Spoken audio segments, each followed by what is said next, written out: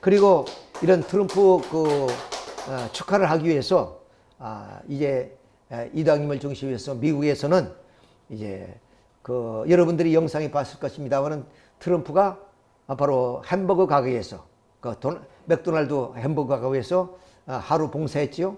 예, 그런 것을 기념하는 입장에서 맥도날드 햄버거 잔치를 오늘 우리가 예배를 끝나면 하게 되겠습니다. 예, 기대해 주시고요. 자, 오늘의 그런 주제의 말씀은 바로 The Language of God, 신의 언어다 하는 그런 하나의 주제가 되겠습니다. 좀 어려운 얘기지만 이것은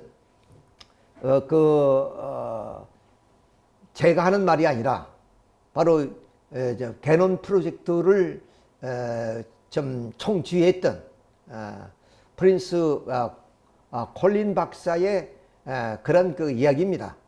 나중에 자세히 설명드리겠습니다만은 이같이 하나님이 창조한 모든 만물 만상에 바로 하나님의 언어가 깃들어 있다는 것이요. 그걸 암호로 깃들어 있는 것을 우리는 DNA라 그러죠. 그 DNA를 해석하는 작업, 그런 총지휘를 했던 분이었습니다. 그분의 결론이 뭐냐? 바로 The Language of God, 하나님의 언어다. 이렇게 이제 표현을 했습니다. 자, 오늘 우리는 과학의 만능 시대를 살고 있습니다. 과학이면 다 된다고 우리는 생각하고 있습니다. 그런데 우리가 한 3, 4년 전에 매미라는 큰 태풍이 부산을 강타한 적이 있습니다. 그때 저는 참으로 과학이 이 자연재해 앞에 또 신 앞에 아무런 그런 힘을 쓰지 못하는구나. 그것을 느꼈어요. 왜 그러냐면 산이라도 옮길 수 있는 크레인, 그 엄청난 크레인이 그 매미 태풍에 엿가락처럼 꼬이는 것을 봤습니다.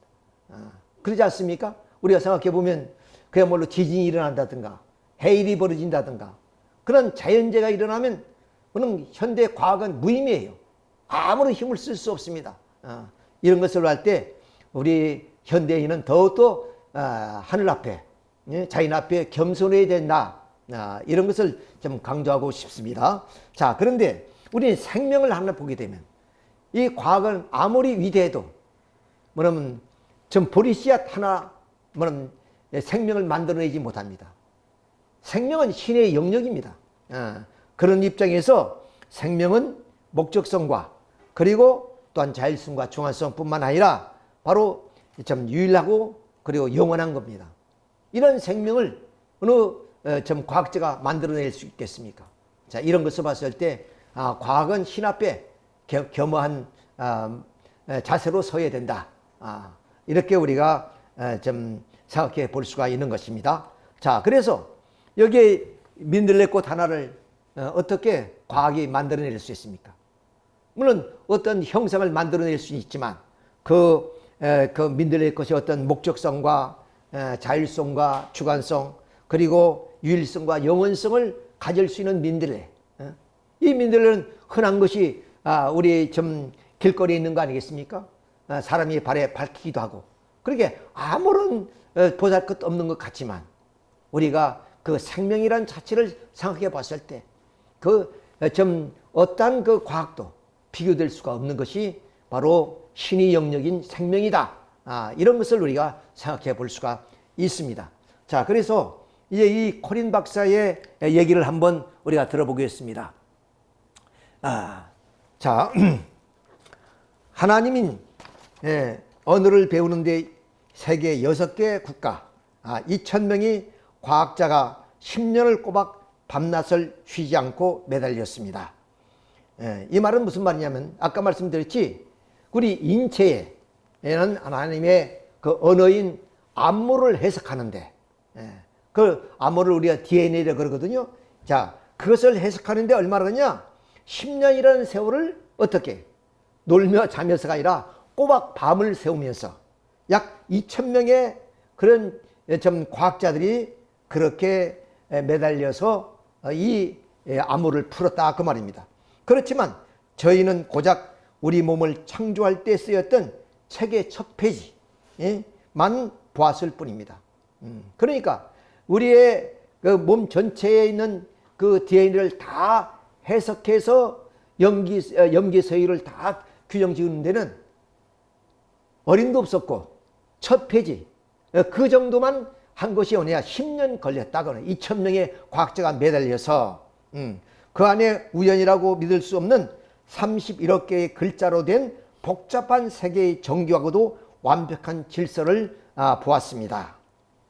생명의 복잡성이 자아내는 경이로움, DNA 디테일적인 정확함은 얼마나 명쾌한가. 그리고 RNA를 단백질로 번역하는 리보솜에서 유충이나 나비로 변하는 탈박근과 그리고 짝을 유인하는 공작의 기가 막힌 깃털에 이르기까지 생명체의 모든 요소가 지닌 미적 호소력과 그리고 예술적 장엄을 또 어떠한가. 그리고 생명의 암호가 눈부시게 펼쳐지는 광경에 경외감과 그리고 감탄이 이어졌습니다. 이 시작은 1000년 후 인류 역사상 가장 위대한 업적으로 기억되리라는 것을 확신합니다. 프랜시스 콜린 박사가 이제 총괄해서 이것을 좀 개론 프로젝트를 이제 진행했었는데 10년의 그런 결과를 설명하면서 이런 얘기를 한 것입니다. 자, 이런 것을 봤을 때 우리 인체 하나하나가 얼마나 정교하고 또 오묘하며 신비한가 한 것을 우리는 알 수 있습니다. 그것은 바로 우리 인체에 한 국한된 것이 아니라 그 하나님의 언어인 그런 유전자 DNA의 그런 하나의 내용들이 아까 말씀드렸던 그런 민들레에도 풀 한 폭에도 다 깃들어 있다는 거예요. 그러니까 이 우주만상이 하나님의 언어로 되어 있다. 그러면 그 하나님의 언어들이 어디냐? 새는 그 새소리로 표현하는 거예요. 사람은 우리 언어로 그렇게 표현하는 거고 각자의 그런 그 종류대로 자기 나름대로 예를 들어서 미물 같은 그런 하나의 그 유충이라든가 또는 군뱅이라든가 이런 것들은야 소리를 낼 수 없으니까 몸 동작으로 꾸물거리잖아요. 그런 모습으로 그렇게 하나님의 언어를 각자 자기의 그런 생명체대로 그렇게 표현하는 것이다. 그것이 하모니가 되어서 이 우주를 형성하는 것이 아닌가 이런 생각을 우리가 갖게 됩니다. 이런 입장에서 오늘 좀 제목이 너무 거창합니다만은 그것은 제 얘기가 아니고 아까 말씀드렸던 바로 프랜시스 콜린 박사의 그런 게놈 프로젝트의 그런 하나의 설명이었다. 그 게놈이란 것은 차후에 또 말씀드리겠으면 그 억양은 좀 우리말로 표현은 이상하지요 좀. 그러나 이것은 영어 발음이기 때문에 어쩔 수 없습니다. 근데 게놈이란 것은 뭐냐? 바로 그 우리 몸에는 우리 몸뿐 아니라 모든 생명체에는 염색체랑인데 염색체 쌍, 그 한 쌍을 가리켜서 게놈이라 그런답니다. 이렇게 표현이 나중에 그건 자세히 설명하도록 하겠습니다. 자, 그러면 하나님이 창조하실 때 어떻게 창조를 했을까 하는 것을 우리가 한번 생각해 봅시다. 자, 이렇게 태초에 하나님이 천지를 창조하시니라 이렇게 창세기 1장 1절부터 이렇게 이어져 나갑니다. 그런데 땅의 풀과 각기 종류대로 씨 맺는 채소와 각기 종류대로 그러니까 하나님이 이렇게 하나를 창조해서 그것이 번식하고 또 그것이 진화돼서 오늘의 인간에 이르게 된 것이 아니라 각각의 미물에서부터 고등동물에까지 그리고 우리 인간에 이르기까지 그 창조의 과정이 다 달랐다는 겁니다. 그래서 땅의 풀과 각기 종류대로 씨 맺는 채소와 각기 종류대로 그리고 가진 열매 맺는 나무는 내니 하나님이 보시기에 좋았더라. 그러니까 하나님의 창조의 목적이 무엇이냐? 사랑하고 싶은 마음, 그 심정이 동기가 돼서 사랑의 대상으로 물론 우리 인간은 하나님의 형상대로 지었지만은 바로 만물은 하나님의 상징적으로 지은 그러니까 풀 한 폭에도 우리가 불과해서 그랬잖아요. 처처불불이다. 부처의 그런 그 뜻이 거기에 깃들어 있다 그러면. 그것처럼 만물만상 어느 미물에도 하나님이 언어가 다 깃들어서 그 언어를 통해서 움직이고 작동하고 그리고 표현하고 새들은 노래 부르고 그렇게 한다는 얘기입니다. 자, 하나님의 큰 물고기가 물에서 번성하여 움직이는 모든 생물을 그 종류대로 날개 있는 모든 새를 그 종류대로 창조하시니 하나님이 보시기에 좋았더라 그랬습니다. 하나님이 땅의 짐승을 그 종류대로 육축을 그 종류대로 땅에 기는 모든 것을 그 종류대로 만드시니 하나님이 보시기에 좋았더라. 자, 이 창조와 상반되는 내용이 바로 진화란 말이죠. 그 진화는 딱 한 번 있었다는 거예요. 그 예를 들어서 가장 우리가 미물이면 아메바, 이런 아메바가 이제 어떤 돌연변이를 통해서 진화함으로 인해서 그것이 많은 가지를 만들어서 식물도 나오고 그리고 생물도 나오고 동물도 나오고 사람도 거기서 나왔다는 거예요. 근데 하나님의 창조의 역사를 보니까 동물은 동물대로, 물고기는 물고기대로, 새는 새대로, 미물은 미물대로 각 종류대로 창조하셨다. 그게 진화가 아니다 이게. 하나님의 그 모든 생명체 하나하나에 하나님의 사랑과 심정과 언어가 깃들어 있다. 그래서 그 생명체 속에 하나님의 언어인 DNA가 들어있다는 것, 그런 얘기예요. 자, 그리고 이제 하나님의 형상, 자기 곧 하나님의 형상대로 사람을 창조하시되 남자 여자를 창조하시고 하나님이 그들에게 복을 주시며 그들에게 이루시되 생육하고 번성하여 땅에 충만하라. 땅을 정복하라. 바다와 고기와 공중의 새와 땅을 움직이는 모든 생물을 다스리라 하시니라. 그래서 하나님 형상대로 지은 우리 인간을 본으로 해서 모든 만물만상을 지어놓고 그 주인으로 하나님의 아들 딸인 인간을 세우시고 인간이 다스리라 그렇게 말씀하신 축복을 해 주신 거예요. 그건 위대한 하나님의 선포입니다. 그렇죠? 자, 우리 이 창세기는 그런 우리가 헤아릴 수 없는 무궁무진한 내용이 문자 속에 깃들어 있지만 지금도 우리는 그것을 좀 밝히지 못했습니다만은 아마 그런 내용들을 이제 과학자들이 하나씩 밝혀가게 된다고 볼 수가 있습니다. 자, 그러면 좀 어려운 말로 한자를 썼습니다. 사유라고. 우리의 그런 어떤 의식, 그런 하나의 그 사유와 존재라는 그런 내용을 중심해서 하나님이 어떻게 창조했을까? 이런 걸 우리가 한번 궁금하게 생각해 봐야 된다. 그냥 뭐 성서를 읽고 또 무덤덤하게 그냥 우리가 보고 듣고 이렇게 사는 것도 편하지만은 그런 어떤 사물을 하나 봤을 때 그 사물을 통해서 이 사물이 동기가 무엇일까? 그리고 이 사물이 어떻게 태어나서 어떤 삶을 살고 죽는 것인가? 이런 하나의 좀 심각하게 우리가 생각해 볼 필요도 있습니다. 대개 철학자들이 그렇게 생각하고 과학자들이 그렇게 다 좀 생각하는 거 아니겠습니까? 자, 그런 측면에서 한번 우리가 생각해 보면, 자, 이 빨간 막대를 우리가 하나님의 그런 어떤 그 기능이자 또 신성이자 능력이다 이렇게 우리가 보게 된다면, 하나님이 그 전체라고 이렇게 보게 된다면 하나님은 어떻게 구상하겠어요? 먼저 만들어 놓고 구상한 것이 아니라 구상하고 만듭니다. 그 인간도 또 마찬가지 아니겠어요? 그러니까 하나님이 구상하되 당신이 형상을 닮은 인간을 만들어야 되겠다. 창조해야 된다. 동물을 창조, 그리고 생물을 창조하고 그리고 미물들을 창조하는데 어떻게 하냐 이렇게 구상을 했다는 거예요. 자, 그래서 하나님은 100이라고 생각하면 하나님이 형상대로 지었으니까 인간도 100만큼 그렇게 기준을 맞췄다. 어느 부모가 자식이 자기보다 못되기를 바라는 부모는 하나도 없습니다. 어떤 부모도 자식이 자기보다 더 잘나기를 바라요.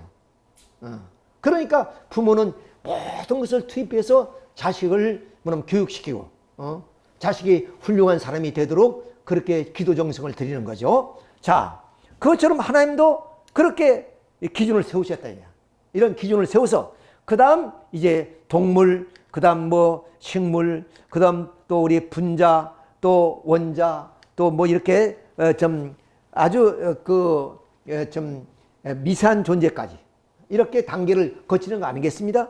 그래서 소립자를 더 소급하면 에너지가 된다죠. 자, 이런 에너지에서부터 이렇게 뭐냐면 되어 있다. 이런 하나님의 구상을 통해서 이 구상을 통해서 하나님은 이제 창조하시는 하나님이에요. 지금까지는 구상하시는 하나님인데 이렇게 구상하시는 하나님인데 이제 창조하신 실제의 창조가 벌어지는 거예요. 그러면 창조는 어떻게 했어요?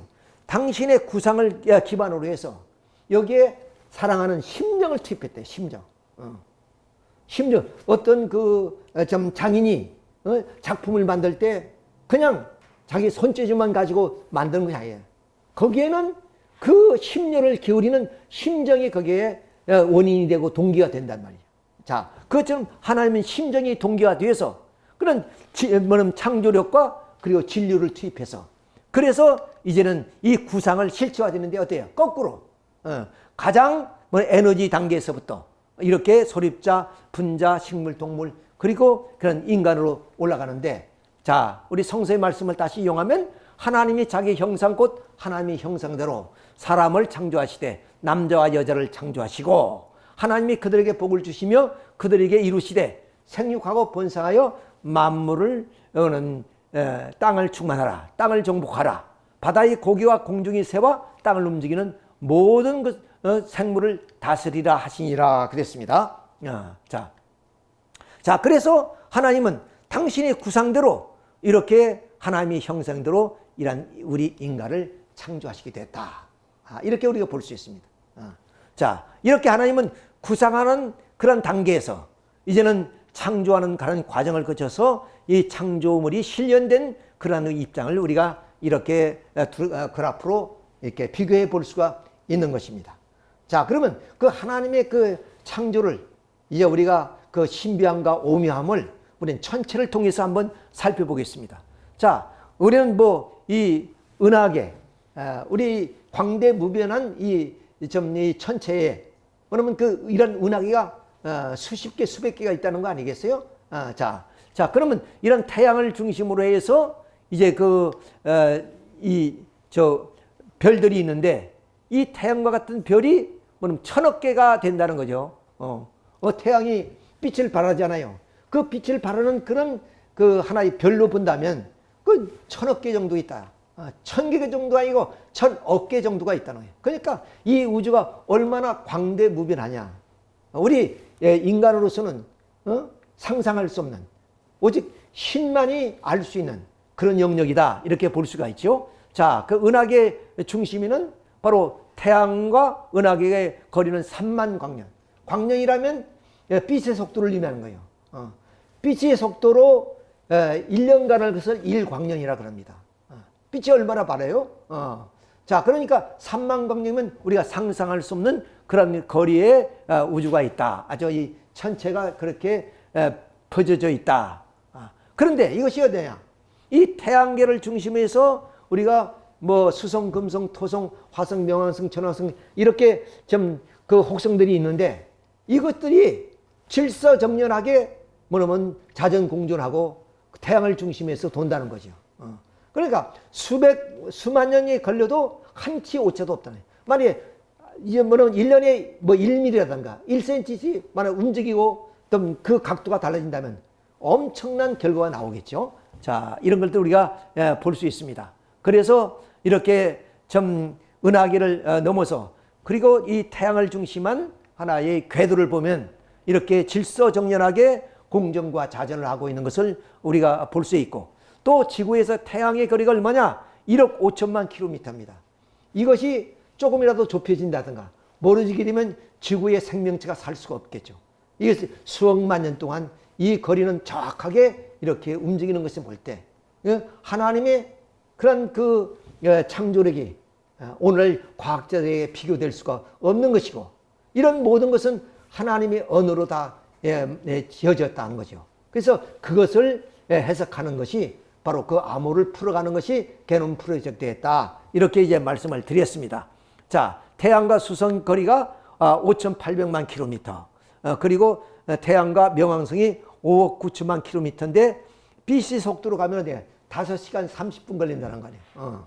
자, 이렇게 참 어마어마한 이 우주 광년을 우리가 생각해 보면서 오늘 우리가 살고 있을 때 우리 인간이란 하나의 생명체가 탄생된 것이 얼마나 위대한 것이냐. 우리는 현실적인 그런 입장에서의 우리의 삶만을 생각할 때 뭐냐면 희망보다는 절망이 더 가깝게 그렇게 느껴지는 삶도 많지요. 그러나 그런 것을 떠나서 생명체라는 그런 입장에서 이런 환경이 주어진 가운데 우리가 살고 있다. 이것은 놀라운 얘기입니다. 그렇죠? 그런 하나의 입장에서 우리가 늘 하나님께 감사를 올려야 되지 않겠냐. 그러면 우리의 인체를 한번 봅시다. 자, 이런 사람들이 다 공동의 인체 구조가 다 이렇습니다. 뼈로 다 구조가 형성됐죠. 자, 그것뿐이겠습니까? 그 다음 오장육부에 기관들이 있어서 나를 숨쉬게 만들고 그리고 활동하게 만드는 거죠. 그 다음 또한 신경, 이 신경이 이렇게 전체에 다 좀 퍼져 있기 때문에 가시 하나가 내 발톱을 그러면 쓰셔도 그것이 전신의 아픔으로 오지 않겠습니까? 이런 신경 구조라든가 이런 것들이 전부 다 우리의 신비를 자아나게 하는 그런 내용들입니다. 자, 그래서 이제 그 서론에 말씀드렸던 내용을 좀 말씀드리게 되는데요. 이 DNA라는 것은 유전자 정보를 말합니다. 그 말은 뭐냐면 아들은 아버지를 닮아냅니다. 그 왜 닮아내냐? 얼굴 모양도 닮고, 우리 그 사모가 나한테 얘기하는데 당신은 꼭 아버지 꼭 닮았다 그래요. 그리고 걸음걸이도 꼭 같다는 거예요. 또 우리 그 옛날에 우리 이웃 한 그 동네에 우리 누님이 또 그런 말씀해요. 경환이는 어떻게 꼭 아버지 걸음걸이하고 똑같냐? 그렇다는. 그 왜? 그건 유전자 때문에 그렇습니다. 유전자 때문에. 그 유전자를 우리는 DNA라 그런단 말이죠. 자, 이 DNA가 뭐냐면 10만 개가 있다는 거죠. 자, 이런 10만 개 유전자가 있는데 이 유전자의 그 모습이 이렇게 두 개의 기둥이 뭐냐면 사다리가 이렇게 꼬여 있는 이런 모습이 이렇게 모습으로 보여 있습니다. 자, 이렇게 해서 늘 이렇게 작동한단 말이에요. 이렇게. 그런데 이것이 얼마나 DNA 하나가 2m쯤 되는데 이거 인체에는 그 세포 속에 세포가 한 60억 조가 있다 그러잖아요. 그 속에 다 그런 유전자가 다 들어있어요. 그걸 다 합치면은 태양을 500회 왔다 갔다 할 수 있는 그런 정도의 길이가 되는 그것이 뭐냐면 우리 인체 속에 세포 하나 속에 다 들어있단 말이에요. 그만큼 뭐냐면 그 고도의 정밀도 우리가 뭐 고도의 정밀도라고 얘기한 것은 어떤 기계를 의미하는 데 뜻인데 이것은 하나님의 그런 언어로서는 표현이 안 되는 그런 내용이겠죠. 자, 그래서 세포는 이렇게 1000억 개의 고도의 정밀도를 유지하면서 세포 하나에 46개 염색체가 들어 있습니다. 자, 요거는 이제 간단히 좀 어려운 얘기지만 아까 말씀드렸던 유전자가 2m 되지요. 그래서 인체의 이 DNA 길이를 따지면 태양을 500회 왕복할 수 있는 거리가 바로 우리 인체 속에 바로 그 DNA 유전자 정보가 있다는 거예요. 그런데 여기에 우리 한 남자면 남자, 여자면 여자인데 23개의 염색체가 있습니다. 그 23개의 염색체가 하나의 한 쌍을 이루는 거죠. 한 쌍을. 그러니까 이제 그 쌍을 풀려면 46개가 되고 그걸 쌍으로 말하면 23개가 되는데 22개까지는 남녀가 똑같아요. 남녀가 똑같은 그런 염색체를 가지고 있는데 뭐 여기 하나가 다른 거예요. 한 쌍이 다른 거예요. 한 쌍이 다른 것은 여자는 그 염색체를 XX로 이렇게 표현합니다. 그리고 남자는 XY로 이렇게 표현해요. 그러니까 똑같이 23쌍의 염색체를 가지고 있는데 22개는 똑같아요. 근데 한 쌍이 다르단 말이에요. 한 쌍이. 그 한 쌍이 다른 것이 여자는 XX가 되어 있고 그리고 남자는 XY로 되어 있다는 거예요. 근데 그 남자의 정자의 X의 염색체가 여자에 들어가면 여자가 탄생하게 되는 거고 Y는 남성을 표현하느냐 Y라는 염색체가 여자와 사랑할 때 정자가 들어가면 그건 남자로 나오는 거예요. 무슨 말인지 이해가 되겠습니까? 좀 어려운 얘기긴 하지만 나도 뭐 하여튼 나도 잘 모르는 얘기죠. 이건 전문가들이 뭐냐면 얘기해야 될 그런 내용이니까 아무튼 이렇습니다. 자, 이런 것이 지금 우리 인체 속에 있다는 거예요. 그러니까 이건 신비를 넘어서 우리가 상상할 수 없는 그 오묘한 내용이죠. 그러니까 하나님 언어로밖에 표현될 수 없는 그런 내용이다. 이렇게 표현할 수 있습니다. 자, 언제 그 직경이 이럴지인데 우리의 개념 프로젝트를 뭐냐면 그 10년에 걸쳐서 했다는 얘기.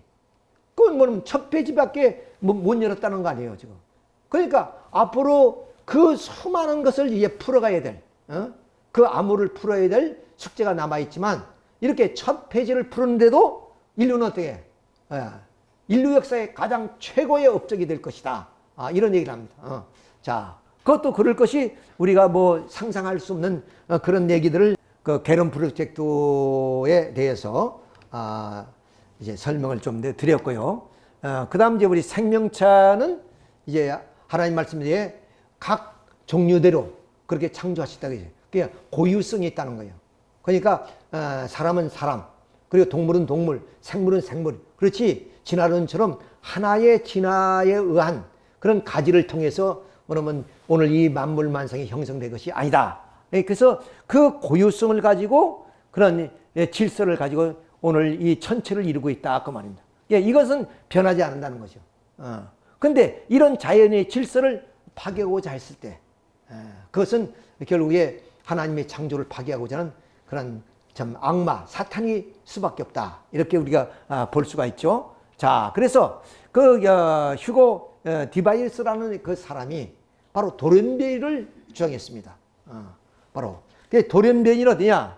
돌연변이 서리대에 대해서 종은 연속적으로 연결되어 있는 것이 아니고 돌연한 변화 또는 그러니까 뭐냐면 이렇게 좀 그 생명체의 그런 어떤 그 서열을 이렇게 쭉 보면 낮은 곳에서 높은 곳으로 그리고 단순 단계에서 복잡 단계로 이렇게 모든 것이 서열이 되어 있잖아요. 이렇게 되어 있는 것이 아니라 바로 어떤 존재가 좀 어떤 글자 그대로 돌연변이를 일으켜서 그래서 오늘의 이러한 하나의 생명체가 탄생했다 그 말입니다. 이게서 그것이 어디야? 돌연한 변화 또는 비약에 의해서 발생하는 것이다. 그러니까 창조가 아니고 진화다 그 말이죠. 그 진화는 어떻게 되냐? 바로 돌연변이에 의해서 이렇게 이제 나오는 새로운 종은 돌연이 발생한다. 그것은 눈을 띄지 않고도 준비도 없으며 또 점차적으로 있지도 않고 급작스럽게 생긴다. 그러니까 계획도 없고 그리고 준비도 없고 급작스럽게 상상할 수 없는 그런 상황에서 벌어진다. 그런데 그런 존재들이 이러한 하나의 좀 DNA를 가지고 오늘 이렇게 수천만 년 동안 그렇게 유전자가 형성되어서 쭉 하나의 좀 그 질서 속에 이렇게 일어나올 수 있느냐? 그러면 또다시 돌연변이가 생겨서 그 질서를 다 무너지게 할 것인데, 자, 그래서 돌연변이는 무방향적이고 비연속적이며 자연 발생률이 매우 낮고 일어난다 해도 유해한 방향. 그러니까 돌연변이가 일어나는 것은 우리 인체의 암이란 게 또 어디예요? 그건 돌연변이에 의해서 생기는 거예요. 그러니까 그 인체에 유해한 것이란 말이에요. 자, 이렇게 이 돌연변이라는 것은 결국에 어떤 발전을 가져오는 것이 아니라 그 자체에 뭐냐면 유해한 것으로 나타나기 때문에 오히려 파멸을 초래하게 되는 것이다. 이름이 들고 오늘 우리는 신을 부정하는 과학자들이나 또 일부의 이런 진화하는 자들은 이렇게 주장하고 있는 것입니다. 자, 우리는 이 자연에 대한 신비를 우리가 다시 한번 느껴보도록 합시다. 자, 이거는 이제 겨자씨로 된 나무죠. 이것은 나무. 겨자라는 것은 뭐 예를 들어서 우리가 유자채, 유자꽃이라든가 이런 것도 다 우리가 이제 겨자 그런 그 씨로 되었다고 이렇게 봅니다. 그러니까 식물도 있고 그런 게 또 이렇게 나무도 있고 이렇게 있는데 이건 아마 이스라엘 사람들이 아주 이걸 흔하게 그렇게 볼 수 있는 그런 나무인데 요만한 성서에는 가장 작은 것을 겨자씨로 표현하고 있습니다. 이런 겨자씨가 이 속에 어떠냐? 이런 하나의 설계도가 들어있다는 거죠. 이런 설계도가 들어있다는 거예요. 그런데 신비하지 않습니까? 이 엄청난 그런 설계도가 들어있다. 또 우리 인간을 따질 때 나만 하더라도 우리가 어머니 태중에 있을 때는 몇 그램이 안 되잖아요. 근데 태어나서 성장하니까 이렇게 큰 그런 좀 사람이 되는 것처럼 그야말로 그 하나님이 언어라는 그 DNA 속에는 이런 엄청난 내용이 들어있다 하는 것을 우리가 여기서 알 수 있습니다. 그 신비함이 우리는 여기서 보면은 이 생명이라는 것은 유일성과 영원성을 가진다 그랬습니다. 우리 사람은 시리에 빠져서 자살하는 경우도 많이 있죠.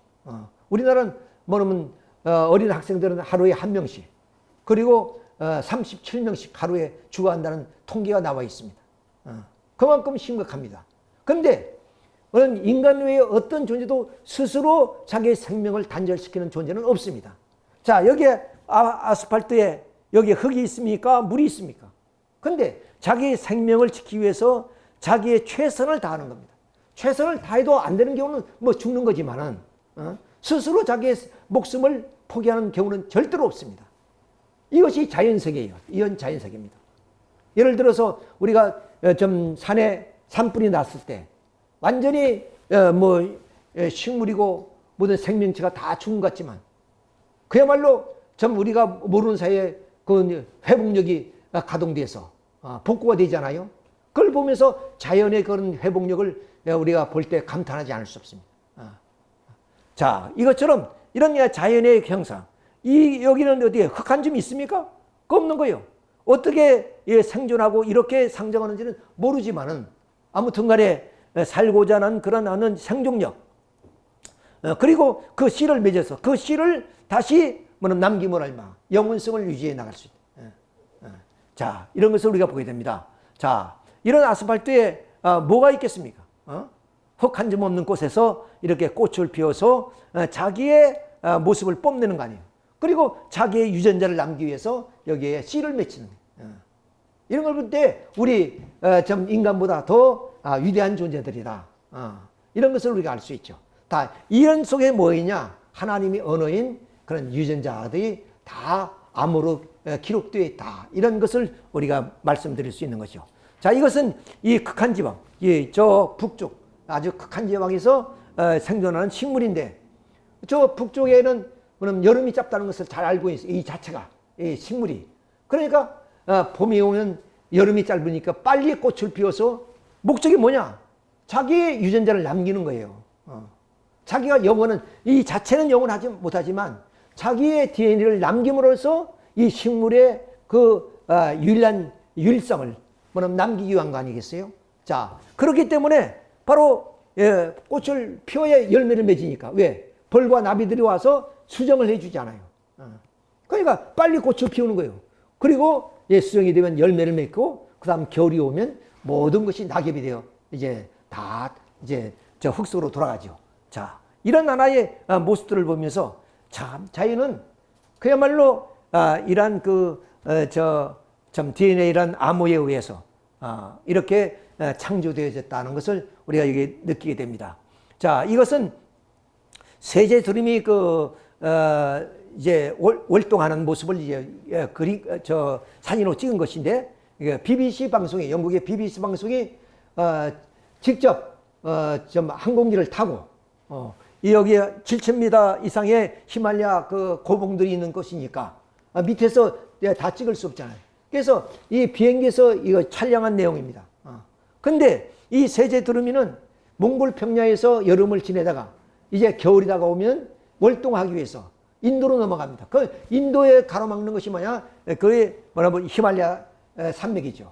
이게 7,000m 이상의 그런 고봉인데 여기는 어떠냐? 바로 초속 100m 이상이 부르는 바로 좀 제트기류가 흐른다. 제트기류가. 그것이 영하 40도 정도. 그런데 바로 이 시월로 넘어가는 그 과정 속에 한 일주일 동안 제트기류가 멈추고 상승기류가 흐르는 그런 때가 있다는 거예요. 이걸 세제두루미가 알고 그 기간을 이용해서 바로 히말라야 산맥을 넘는다는 거죠. 자, 아무리 이 세제두루미가 튼튼하고 날개짓을 많이 한다 할지라도 7,000m 고방을 올라갈 수 없잖아요. 새들이. 자, 그러면 그 7,000m 고봉을 넘기 위해서는 바로 이 상승 기류를 타고 넘어가는 그때 뭐라 날개를 다 접었죠 보니까. 이건 상승기류가 흐르고 있다는 거. 이걸 어떻게 알았을까 말이에요. 이걸 알고 그게 좀 이용해서 그렇게 월동을 하게 한 이런 것을 우리가 볼 수 있습니다. 또 이것은 저 북미 캐나다에 서식하는 황제나비입니다. 얼마나 아름다워요. 좀 황제나비라고 할 만큼 그렇게 형형색색의 아름다운 그런 그 자태를 보여주고 있습니다. 자, 여기에 뭐냐면 이 들꽃하고 이렇게 하니까 참 어울리네요. 이렇게 참 아름답습니다. 근데 이걸 어디에 사느냐? 바로 이 북미 캐나다 쪽에 뭐냐면 서식해요. 그러니까 이 캐나다가 여기입니다. 여기에서 이제 여름을 보내다가 이제 겨울이 되면 따뜻한 지방으로 멕시코로 오는데 여기가 한 4,000km 되죠. 그걸 이 좀 연약한 그 날개짓을 해서 그렇게 날아오는 거예요. 물론 오다가 쉬고 예 그러겠지요. 우리가 좀 옛날 어릴 때 제비들이 강남에서 온다 그러죠. 그래서 우리 사람들은 참 그 자연을 사랑했던 사람들이기 때문에 그 제비들이 살 수 있는 집을 짓도록 처마 밑에 전부 다 나무 판대기를 깔아주고 예 그런 것을 우리가 보았습니다. 요새는 그 보기 드문 일이지만은 자 근데 이제 다시 이제 겨울이 오면 강남으로 가는 거예요. 근데 강남이 어릴 때 뭐 우리가 상상만 했습니다만 강남 어디냐? 바로 저 중국의 산동성까지 안 가죠. 저 양주강 그 근처가 바로 그 강남이라 그래요. 예, 거기까지 가다. 그러면 이 서해안을 넘어가야 되잖아요. 그러니까 얼마나 그 넓은 바다를 넘어가야 되느냐. 이런 걸 우리가 상상해 보면은 참으로 그 생명체들이 그 신비함을 우리는 여기서 느낄 수 있어요. 자, 이렇게 해서 그 이제 멕시코 미초아칸주에 가서 이렇게 서식을 하는데 이것이 전부 다 나비입니다. 황제나비. 이 멀리서 보니까 이것은 뭔가 이파리도 같기도 하고 뭔가 이게 좀 다른 것 존재들이 있는 것 같지만 이것이 다 나비예요. 그래서 유명하기 때문에 여기에 많은 관광객들이 가지요. 자, 여기서 이제 알을 깨고 또 이제 좀 새끼 나비들이 생기면 그 나비들도 다시 따라서 말하면 다시 북미 쪽으로 올라오는 이런 걸 이제 반복하는 이런 하나의 그 신비함을 우리는 느낄 수 있습니다. 또 우리가 식물을 보면 꽃도 이건 메밀꽃이죠. 자, 그러면 아까 이제 서론에서 말씀드렸습니다만은 자, 각기 종류대로 그리고 고유성을 지키기 위해서 노력합니다. 그러니까 예를 들어서 나비나 그리고 벌을 통해서 나비가 벌이 뭐냐면 다른 꽃들과 이제 뭐냐면 그 수술들 이제 꿀을 빨기도 하고 화분을 미쳐서 오잖아요. 그러면 그 암술에다가 이제 그 꿀을 빨 때 어떻게 하냐? 이 암술은 자기 종의 것만 뭐냐면 수정된다는 거예요. 다른 종의 건 수정 안 한다는 거예요. 그러니까 그 종의 고유성이 유지되어 나갈 수 있다는 거예요. 그리고 바람이나 그리고 나비나 벌이 쉽게 수정할 수 있도록 이렇게 수술과 암술이 꽃 하나 속에 있는데 자가 수정하지 않는다. 반드시 먼 지방에서 날라오는 그런 하나의 좀 그 수술의 수정을 한다는 거죠. 그건 왜 그러냐? 자체적으로 고유한 종을 유지하기도 하지만은 그러나 이제 생명체란 게 어떤 환경에 접할 수도 있기 때문에 그런 극한 환경에서도 살아남기 위해서는 이렇게 좀 다른 그런 환경 속에 있는 것을 수정하게 된다. 이렇게 보는 거죠. 이거는 원추리입니다. 원추리도 보면 이렇게 암술이 쭉 나와 있잖아요. 이런 것은 나비나 벌이나 바람에 의해서 수정하기 쉽게. 자가 수정 안 한다는 거예요. 절대로. 왜? 사람도 이러면 같은 그 형제끼리 가면은 우리가 퇴화된다 그러죠. 그런 식으로 이렇게 동물도 생물도 다 그렇다는 것을 알고 있어요. 자, 그러면 여기서 보면 우리가 이 그림에서 보면 암술이 제일 위에 있잖아요. 이것은 다 수술이에요. 그 밑에 있고. 근데 자가 수정을 안 한다는 거죠. 자, 이렇게 해서 결국에 나비나 벌이나 바람을 통해서 수정이 된 것은 여기서 시방에서 미씨를 만들어 나간다. 이렇게 해서 자기의 고유한 종을 번식해 나가는 그런 하나의 참 그 하나님의 언어라는 그런 암호를 우리가 여기서 볼 수가 있습니다. 자, 이 진달래 모습도 진달래가 다 이렇죠. 이게 수술이죠. 다 암술이죠. 암술들이 다 이렇게 밖에 나와 있다 하는 것은 이건 모란꽃. 참으로 아름답습니다만은 여기에 뭐냐면 다 암술이 있고 그다음 수수로 되어 있어요. 그러니까 절대로 벌이 붙여오는 그 화분도 어디냐?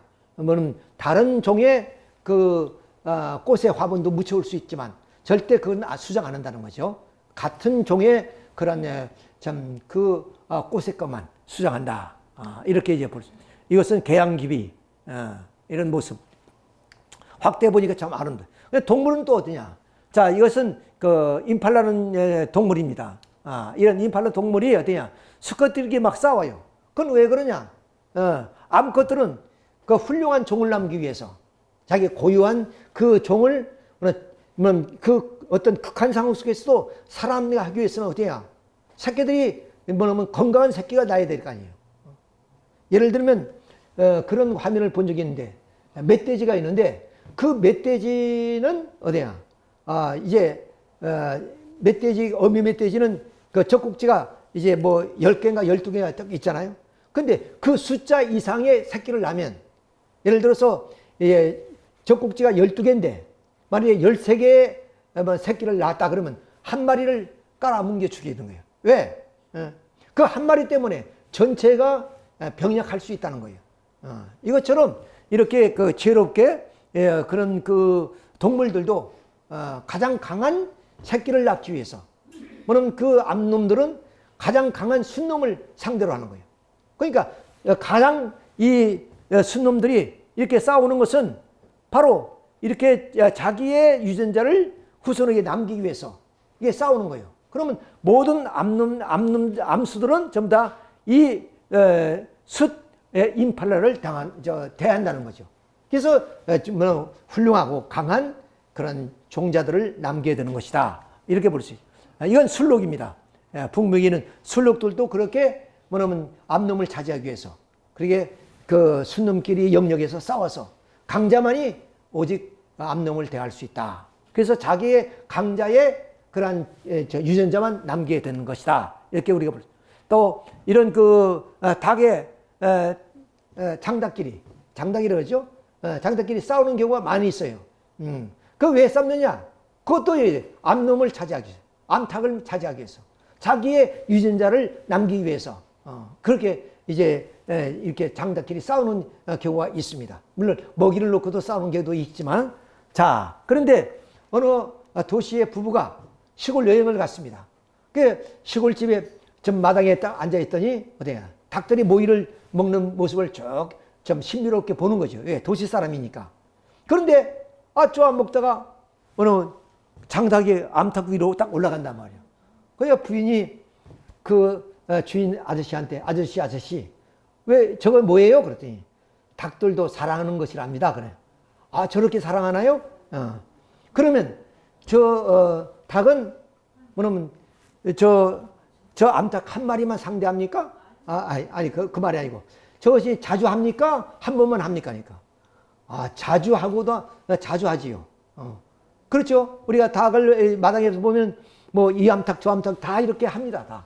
다 이렇게 해서 자주 한다는 그런 말을 이제 해요. 그러니까 그 부인이 남편한테 그러네요. 여보, 저 장닭은 얼마나 힘이 좋은지 모든 암탉을 상대한답니다. 아주 이제 불만스러운 얘기죠. 그러니까 그 남편이 또 아저씨가 뭐죠? 아저씨, 그러면 저 닭들도 일부 일처주예요? 일부 다처주예요? 그러니까 일부 다처주이죠. 이 안내인은 암탉을 다 상대로 합니다. 심지어 저 울 넘어서 옆집에 그런 암탉도 상대합니다. 그래서 이제 그 남편이 아내에게 묻습니다. 여보, 저 장닭은 이웃집에는 암탉도 상대인데요. 이런 웃음거리 얘기도 있습니다. 어쨌든 간에 이렇게 해서 결국에 병아리를 까고 병아리 애들이 엄마 품에서 이렇게 삽니다. 설기가 온다는 걸 딱 알면요. 이 병아리들이 얼마나 그 정보가 빠른지 엄마 품으로 싹 들어갑니다. 그 엄마는, 어미닭은 그걸 품어줘야겠다. 그러니까 솔개가 이 병아리를 못 차고 가지요. 그리고 또 그걸 미처 몰랐을 때, 어떠냐면 그 주인이 솔개다 그러면 그 말을 병아리가 알아먹어요. 그러면 쫙 어미 그 날개 품으로 싹 들어갑니다. 얼마나 신기한지 몰라요. 근데 그것은 너무 우리 시골 생활은 너무 흔하니까 그것이 신기하다 우리가 생각 못 하는데 지금 와서 생각하면 너무 신비스러운 거예요. 그런 걸 여러분들이 아마 봤는지 모르겠습니다. 자, 우리는 위대한 탄생을 통해서 우리가 이렇게 살아가고 있습니다. 자, 위대한 탄생이라는 게 뭐냐? 그것이 뭐냐면 어머니가 우리를 낳은 그것이 아닙니다. 그것도 이제 탄생이지만은 우리 탄생은 바로 부모의 몸을 빌어서 태어난 것뿐이에요. 그것은 신이 우리에게 준 생명체입니다. 자, 여기 미국 독립선언문에 보면 다음과 같은 사실을 자명한 진리로 받아들인다. 그랬습니다. 즉 모든 사람은 평등하게 태어났고 창조주는 몇 개 양도할 수 없는 권리를 부여했으며 그 권리 중에는 생명과 자유와 행복의 주권을 주었다. 그러니까 신이 부여해 준 것이다 이게요. 어머니 아버지가 우리를 낳아준 것이 아니라 하나님이 우리에게 그 생명을 주신 것이다. 단지 부모의 육신을 빌어서 우리가 태어났을 뿐이다. 그런 얘기예요. 그래 어때요? 우리 인간은 이래도 한 세상 저래도 한 세상 그런 존재가 아니다는 거예요. 그야말로 좀 하늘이 우리에게 그런 그 부여해 주신 그런 사명을 해야 될 우리다라는 사실을 우리가 이제 알 수가 있는 거죠. 자, 이렇게 물론 우리 생명체는 이 땅에 태어나서 그야말로 고유한 존재로서 또 영원한 존재입니다. 죽음이란 것은 끝나는 것이 아니라 새로운 삶의 시작이고 연장입니다. 그 세계가 우리가 하는 무형실체의 세계라고 원리는 설명하고 있죠. 자, 이런 우리 인간이 태어나서 우리가 경제적으로 잘 살든 못 살든 배우든 못 배우든 그 가치는 영원합니다. 단지 배운다는 것, 가진다는 것은 이 사회생활 속에서 좀 편리하고 또 우리가 지식을 통해서 뭔가 그런 사물을 우리가 남달리 느끼는 것, 이런 것들을 우리가 원만히 하기 위해서 우리가 지식을 배우고 또 우리가 돈을 벌고 이런 것이지 그 개인의 어떤 고유성과 그리고 그 고유한 생명체는 뭐냐면 영원한 것이다. 그래서 개성 진리체로 창조됐다 그 말입니다. 그러니까 오늘 80억 인류가 살고 있지만 그 인류 하나하나는 모두가 자기의 개성체만 가지고 있습니다. 똑같은 개성체가 없습니다. 이런 입장에서 우리가 생명체는 한번 태어나면 영원한 것이고 고유한 것이다 하는 것을 우리가 알 때, 뭐는 부모가 10자식을 두었다 할지라도 한 자식이 뭐는 고통을 당하면 부모 마음은 뭐는 더더욱 아프게 느껴지는 것은 뭐냐? 한 자식이든 10자식이든 똑같이 부모는 귀하게 생각하기 때문이다 하는 것을 우리가 알 수가 있는 거죠. 자, 우리가 어떻게 태어나냐? 자, 정자가 사랑할 때 정자가 이제 방출하죠. 그 정자가 생성되는 것은 27일 정도 걸립니다. 27일로에 남자의 정자가 형성되면 바로 사랑할 때 그 정자가 2억 마리 나지 3억 마리가 방출돼요. 그러나 이 균이 있고 또한 그 산성벽으로 짜이기 때문에 그 산성벽을 뚫고 나오는 과정 속에 다 소멸되고 한 5천 마리 정도가 남는답니다. 그 5천 마리가 이제 난자와 만나는 그 거리는 얼마 되냐? 깜깜하고 어둡고 눈도 없고 그런데 그걸 찾아가요. 이걸 우리가 만유인력으로 표현합니다. 그런 힘에 의해서 그 난자를 찾아가요. 그 난자를 찾아가는 그 기간이 얼마 되냐? 바로 70분 내지 80분 정도 걸린다. 그렇게 해서 뭐냐면 5천 마리 가운데 한 마리가 난자와 낭대부를 하게 되면 나머지는 전부 다 뭐냐면 그 한 마리가 성공할 수 있도록 그리고 둘레를 쳐져 가지고 산성벽을 막아준다는 거예요. 그 말은 뭐냐? 5천 마리를 대피해서 네가 뭐냐면 이제 생명체가 되니 우리 목까지 살아달라 그런 뜻이에요. 그렇기 때문에 우리가 태어난 것은 뭐냐면 3억 분의 1로 우리가 선택되어 태어난 것이고 또 그것을 더 줄이면 5천 분의 1의 확률로 우리가 태어났다는 거예요. 그러니까 나와 똑같은 나의 형제들이 수없이 많았는데 나는 그들을 제치고 그들의 환영 속에 그들의 보호 속에, 그들이 축하 속에 내가 태어났다. 그 말입니다. 이거 대단한 거 아닙니까? 자, 이런 우리라는 거예요. 근데 우리가 뭔가 좀 시리에 빠지고, 뭔가 내가 사업에 실패했다. 내가 이 사회 속에 적응하지 못해서. 그래서 스스로 목숨을 끊는 사람이 있다면 이거는 엄청난 그런 하나의 죄지요. 부모의 앞에 죄요, 조상 앞에 죄요, 그리고 하나님 앞에 죄다. 이렇게 우리가 볼 수 있습니다. 이런 옥동자가 이렇게 해서 탄생한다. 우리도 이렇게 해서 태어났다. 이런 것을 우리가 보게 됩니다. 자, 그래서 얼마나 이 탄생이 뭐냐면 위대한 것이 아니냐. 그래서 사한 것이 뭐냐면 근접하지 못하려고. 그렇게 해서 금줄을 쳤잖아요. 금줄. 아마 여기 보니까 꽃도 달리고 숯도 달리는 거 보니까 아들 난 것 같아요. 자, 이렇게 해서 참 얼마나 10개월 동안 당신의 뱃속에 품었던 그 자식을 이 안아보니 얼마나 감개무량합니까? 그래서 해산하는 여인들 이렇게 좀 TV에서 비치는 거 보면 그 아기를 안고 만면의 미소를 짓는 그런 모습을 볼 때, 야, 그 기쁨은 아버지로서는 못 느끼는 것 같아요. 아버지는. 오직 어머니만 느낄 수 있는 기쁨이 아닌가. 그런 생각을.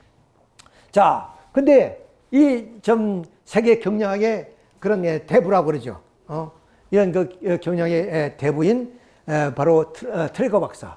피터 트레커 박사는 2차전 이후에 인류에 이룬 성과 중에서 가장 놀라운 것은 우리 대한민국 사우스 코리아라고 이렇게 설명을 하고 있습니다. 자, 우리는 2차 대전 이후에 정치적으로 또한 민주화, 경제적으로는 근대화, 국민 소득 3만 달러가 지금 넘죠. 한 3만 4천 달러 정도 됩니다. 달러를 달성한 세계 경제 13위를 점유하고 있는 나라가 초고령화의 사회로 접어들면서 OECD 34개 중에서 자살률이 1, 2 불명예를 가지고 있습니다. 하루에 48명이 37분당 1명씩 스스로 목숨을 끊고 있다. 아까 말씀드렸죠. 우리의 생명은 내 것이 아닙니다. 부모 것도 아니고 그것은 하나님이 주신 것입니다. 그러니 부모한테, 조상한테, 그리고 하나님 앞에 엄청난 죄를 짓는 거죠. 현실은 사회적인 생명 경시 풍조 현상인가요? 또 현대 과학은 좀 첨단을 달리고 있다고 합니다. 그러나 보리씨앗 하나의 생명도 탄생시키지 못하는 것이 바로 과학이라는 한계를 우리는 알 수가 있습니다. 즉 생명은 신의 영역인가 봅니다. 그렇다면 생명은 우리가 마음대로 다룰 수 있는 다룰 수 없는 것이고 존귀한 것임에 분명합니다. 예? 그러므로 스스로 목숨을 끊는 행위는 신에 대한 도전이며 범죄 행위다. 이렇게 트레커 박사는 얘기를 하고 있습니다. 이것은 그분의 말씀을 빌리지 않더라도 우리가 다 알고 있는 사실입니다. 그러니까 어떤 환경 속에서도 우리는 스스로 식물이 그렇고 동물이 그렇고 생물이 그런 것처럼 우리 스스로의 우리의 생명을 단절시킨다는 것은 그것은 역사 앞에 그리고 신 앞에 범죄의 행위다 하는 것을 우리가 여기서 자각해야 됩니다. 자, 우리나라의 자살률, 자살률을 보면 세계 1위죠. 28.7를 유지하고 있죠. 자, 이렇게. 그리고 또 우리 그 사망률을 보게 되면 여러 가지 질환으로 인해서 죽는데 자살률이 제일 높습니다. 자살로 인해서 죽는 사람이 더 많다는 얘기예요. 병으로 죽는 사람보다. 이런 것을. 자, 그래서 이제 정부도 대책을 세우는 거죠. 그래서 이 자살률을 떨어뜨리기 위해서 그야말로 한강 다리에다가 뭐냐면 문자도 적어놓고 그리고 뭐 여러 가지 좀 이런 환경을 대체하기 위해서 정부는 또 노력하고 있습니다. 근데 이제 가장 안타까운 것이 뭐예요? 꽃도 못 피운 그런 청소년들이 하루에 한 명씩 죽는다는 거예요. 어느 교육감의 얘기가 있습니다. 아침이 되면 늘 긴장되는 것이 뭐냐? 학교에서 어느 학교에 어느 학생이 뭐냐면 자살했다는 그 소리가 들을 때 내일 안타깝다는 거예요. 그런 날이 없는 날이 가장 행복하다. 이런 말씀한 적이 있습니다. 자, 그래서 우리 청소년들이 그 죽음이 매우 안타까운데 그러면 죽음이 그렇게 좀 꼭 죽어야 되는가? 그것이 큰 어떤 피할 수 없는 그런 것인가? 이거 우리가 한번 생각해 볼게요. 자, 우리 생명보다 더 큰 것이 어디 있어요? 아무리 사연이 있고 이유가 있다 할지라도 생명을 포기할 만큼 우리의 생명이 그런 적은 것이 아니다. 그 어떤 조건보다도 큰 것이 생명입니다. 왜? 생명은 영원한 존재고 유일한 존재고 천주적인 가치를 가진 것이기 때문에 그렇습니다. 그러니까 스스로 절대로 생명을 포기할 수 없는 것이 우리의 생명이다. 이렇게 강조할 수 있고. 그래서 우리는 노년시대에 들어오면 외롭고 그리고 자식과도 이제 좀 핵가족화 되는 그런 입장에서 노년들이 노년 고령층의 자살률이 높은 것도 역시 이런 사회적 여러 가지 문제가 있지만 결코 우리는 스스로 우리의 생명을 단절시켜서는 안 된다. 그래서 우리 그 정종 회장님의 얘기를 들어보면 어디냐? 자, 인생에 누구나 역경을 경험하는데 동일한 역경에서도 어떤 사람은 이를 극복하며 더 큰 성장의 기회를 갖는 반면에 어떤 사람은 그 자리에서 주저앉거나 고통으로 힘겨운 시간을 겪는 경우가 있다는 거예요.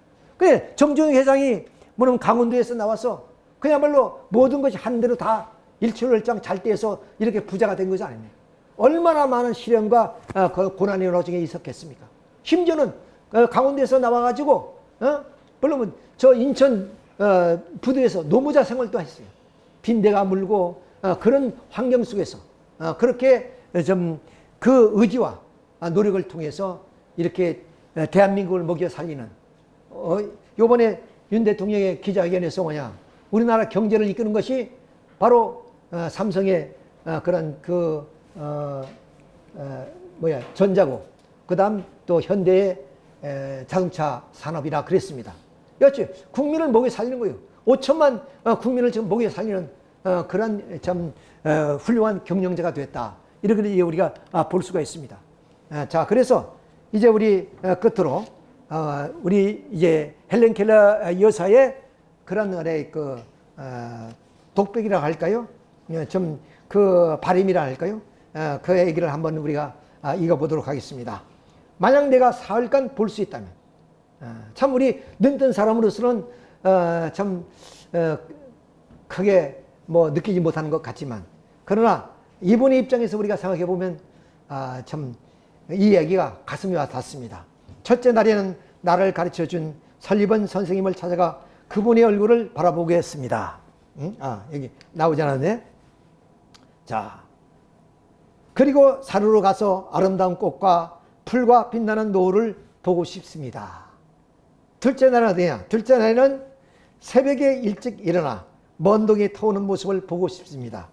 저녁에는 영롱하게 빛나는 하늘의 별을 보겠습니다. 셋째 날에는 아침 일찍 한 길로 나가 부지런히 출근하는 사람들의 활기찬 표정을 보고 싶습니다. 점심 때는 아름다운 영화를 보고 저녁에는 화려한 네온사인과 쇼윈도의 상품들을 구경하고 저녁에는 집에 들어와 사흘간 눈을 뜨게 해주신 하나님께 감사 기도를 드리겠습니다. 오늘 우리가 감사 기도를 드리는지 모르겠습니다. 우리는 뭐 좀 1년 12달 뭐 밤에 잠잘 때만 눈 감고 다 보면서 우리가 살잖아요. 그래도 우리는 감사할 줄 모르죠. 참 이런 우리 그 장애를 안고 태어나신 분들과 우리가 비교해 볼 때 우리가 얼마나 행복하냐.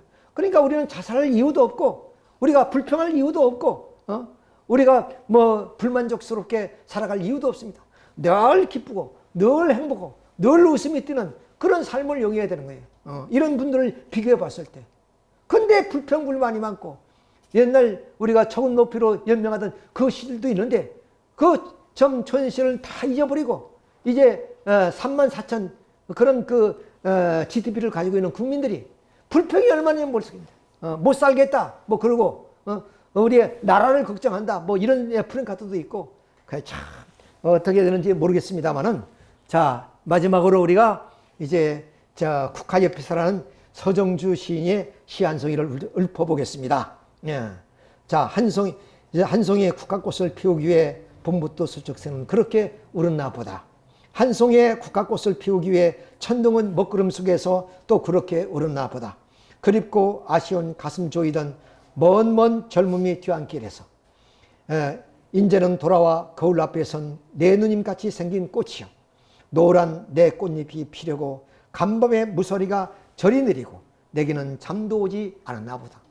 국화 한 송이 꽃을 피우기 위해서 그렇게 좀 서리가 내리고 내 잠을 좀 깨우친 거나 하는 그 시 구절을 우리가 생각해 볼 때 이것은 국가 한송입니다. 국가 한송. 우리가 어떠한 존재인데 우리 한 존재를 낳고 키우기 위해서 우리 어머니, 우리 아버지가 얼마나 고생했는가. 이걸 생각할 때 국화 꽃 한 송이에 비교할 수 없잖아요. 그리고 또 우리는 신앙적인 차원에서 우리가 사탄 마귀의 자식이 된 우리가 하나님의 아들, 딸로 우리가 좀 구원해주고 복귀해주고 그래서 우리를 키우기 위해 양육해 주신 우리 참부님을 우리가 생각해 보면 그 은혜가 이 국화꽃 한 송이 피우기 위해 그 서리를 내리고 밤점을 자지 못했던 그런 시인의 그런 그 구절 내용을 비교할 수가 없는 거죠. 그렇지 않습니까?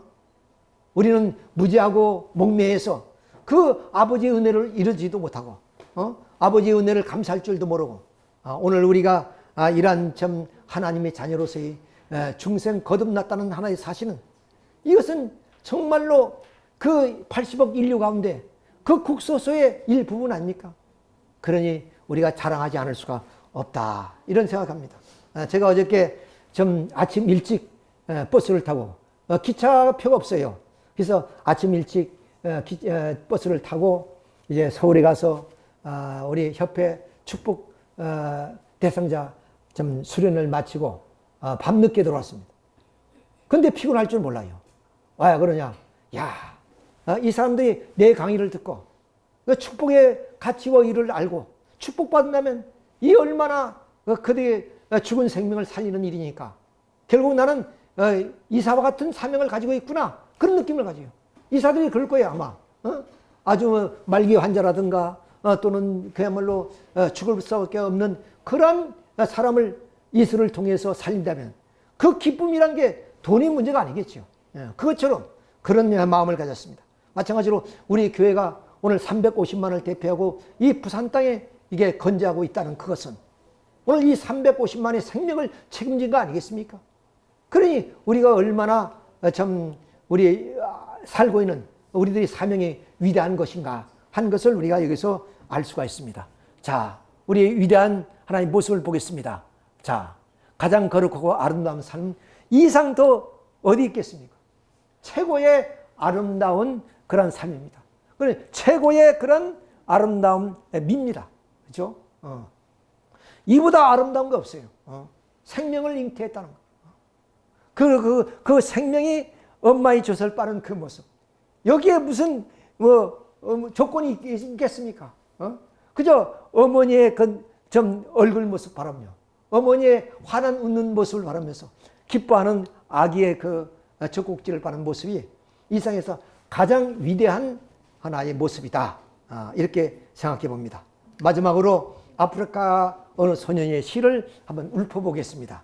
자, 태어날 때 내 피부는 검은색, 자라서 검은색, 태양 아래에서도 검은색, 무서울 때도 검은색, 아플 때도 검은색, 죽을 때도 나는 여전히 검은색.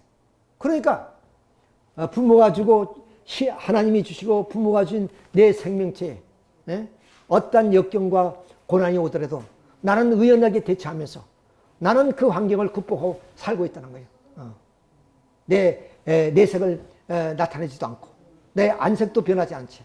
꿋꿋하게 이렇게 지금 외치는 얘기입니다. 실은. 그걸 백인과 비교했어요.